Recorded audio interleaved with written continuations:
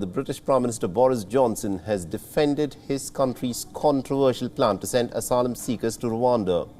Despite facing widespread criticism from international human rights groups, Boris Johnson, interestingly, has defended the British migration policy and has said that this, according to him, is completely lawful.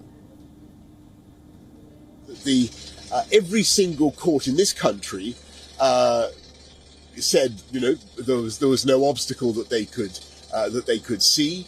Nobody in this country, no court in this country ruled the policy unlawful, which was very, very encouraging.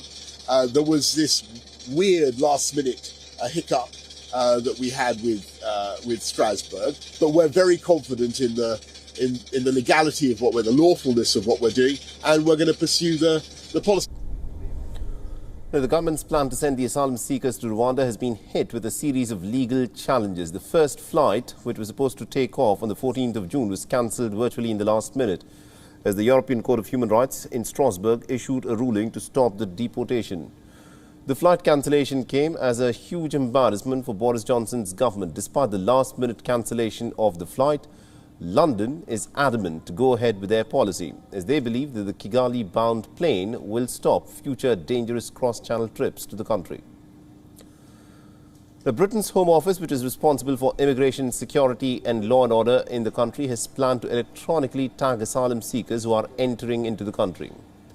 Johnson backs this idea as well by saying that people cannot simply just vanish into the country.